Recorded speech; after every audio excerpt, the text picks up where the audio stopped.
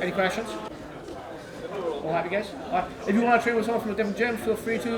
If you don't, also feel free to. No stress, all right, guys? We're here for 2 days, 4 sessions. Mix in if you can. It's good fun, yeah? All right, 1, 2, 3. My name is Sam McNally. I'm a black belt from Dublin, Ireland, and I'm an ADCC veteran. I'm Jed Hugh. I'm a black belt in Brazilian Jiu-Jitsu and I represent ESG in South East London. My name is Ashley Williams. I'm a BJ black belt from Swansea, Wales, representing Drag. This will be my second appearance in these ADCC World Championships. Well, here we are at the Drag camp that Ashley organised for his next ADCC preparation.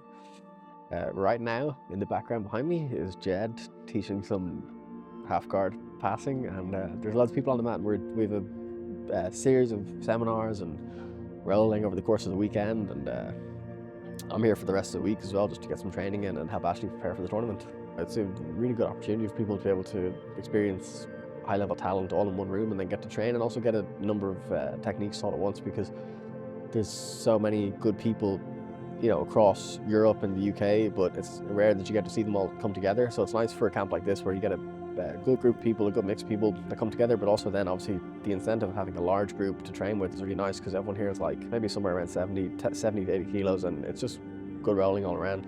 I've brought up about 7, 8 of my guys. They got about 15 of those guys, and we're basically just having a good training camp with each other. We've also invited in a few other good guys like Sam McNally, Hedgerat Rashid, Boris, a few other guys like that, and other guys coming in for the camp as well. I think it's really good overall, both for the people who are running the event and both the people who are coming to the event. You're bringing in high-level guys to train you, so you get good training and you can make some decent money. For the people who are coming in just to essentially learn, you guys are going to get high-level instruction as well as high-level training rounds, so it works well on both ends. At this stage, it would have been maybe like 2 years ago now. I did the European trials. I managed to win and then qualify for the tournament in Vegas, which was cool. First round I fought Gary Tellman, who I would have watched for years and years growing up, like would have been one of the most exciting athletes that I'd ever seen, really. I was bottom seed and he was number 1 seed, previous medalist, and I managed to take us back and win the fight, which was nice.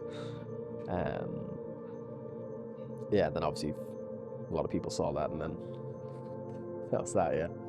In the first camp, I gotta be honest with you, I think I tried to be too perfect. I was trying to make sure every session was exactly what it should be, my nutrition was exactly what it should be, my body was, everything was perfect. And if anything, it actually put more pressure on me to be like, I have to perform well, I have to do everything right, I have to show everyone why I belong here, which was weird because I'd actually beaten a lot of guys in the bracket last time anyway, so this time, however, I've actually just gone with a bit more, not a casual approach, but I'm just enjoying training. I'm just enjoying the process. I'm just turning up, lifting weights, I'm doing a bit of recovery, trying to actually do some activities outside of the sport as well. Even though I want to perform my best, I actually think I perform my best when I'm driving to the venue going ah man, this is gonna be a tough day in the office. And then when my back's against the wall, I come out swinging and I perform really well. Every time I fought someone of a super high level, I've thought, when I fought Paolo, when I fought Ethan, all these guys, I fought some of the best guys in the world, I've just thought, man, this guy's probably gonna smoke me, And then as soon as I grab them, I'm like, oh my God.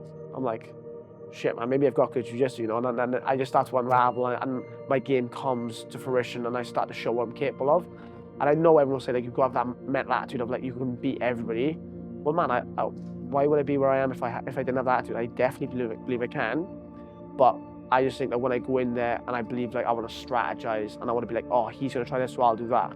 If I just go in there and go look, I'm going to scrap, I'm going to fight this guy and I'm just going to push the pace and do exactly what I want to do, because if I don't, obviously it could be a bad day in the office, I usually perform well. So I'm actually going to this one with the enjoyment factor being the highest priority. And I'm just going to have a walk for 10 minutes and hopefully get a hand raised and move on to the next round. The invite is kind of a crazy thing, there's only 4 of them. Well, I look at them as 4 of them. There's 8 really, but 4 get given to the previous medalist and 4th place. So really there's 4 that go out across the world. And I think what gives you the invite is the style you bring to the mats, your entertainment value, Obviously, I did both trials, and I felt like I performed well at both trials. Not well enough, obviously, because I should have won them. When I won trials, I've got to be honest, it was one of the best feelings I've ever experienced in my life. It was like my whole life work came together in one day, and I just felt unstoppable. It was incredible. But to be invited is it's like a real honor and privilege, to be honest with you. Like I never thought really it'd happen in my lifetime, and you know, I want to show that I deserve and earned that invite. To be honest, standards-wise, like as in the elite of the elite, I don't think it's really that far behind. It's just a depth of talent. So like, if you look, Ona Flanagan got to the final four. Fion's won Worlds and won ADCC now. And there's almost not even a female athlete that's close to her level, to be perfectly honest, at this stage. But obviously, the amount of people that there are in these talent pools is smaller coming from the European scene. So I think just over time, it's going to grow. The truth is, like, I don't know what else we have to do as Europeans. Like, you know, they say like, oh, we give you a trials to give you an opportunity to maybe win and get to the big show. Multiple guys who are medaling at European trials are going to shows in America and beating the athletes. You know, Lanica won Worlds, Ona Flanagan has been tearing it up. Fion is killing it. Like, I just feel like we have multiple athletes who have actual great ability to beat the best in the world. What we don't have is exposure. We don't have opportunity. IBJJF Opens, look at the calendar. Just look at the calendar. How are we meant to compete and prepare ourselves unless we just move to America? And I refuse to do that. You know, like I dislike European athletes who are moving to America to pursue their dreams and goals because I understand why they're doing it. But the truth is, the more we keep doing that, the more we actually fuel America. We fuel them keeping the kind of control of like where the media is, where the representation is, where we allow ourselves to get exposure. The truth is, if we kept ourselves in Europe and UK and we just kept winning, we have to draw attention here. It's, in my opinion, just the most stacked division. There's no repeat champions. You could, like, if you were a better man, who are you saying? Everyone's gonna be like, oh, this guy, oh, maybe that guy, oh, maybe this guy. And all of a sudden you name 6 or 7 guys. And the truth is, you could run the division 20 times, and I do not believe the same person would win it, not even once. You know, it would be multiple winners every single time.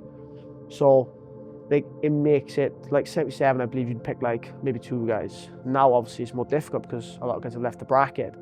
But the thing I think is the hardest thing this year going in, for me personally as well, is that this ADCC might have an asterisk in terms of people going like, oh, it wasn't the real ADCC because a lot of top athletes have left for CGI. But my point is, like, 66 has not changed.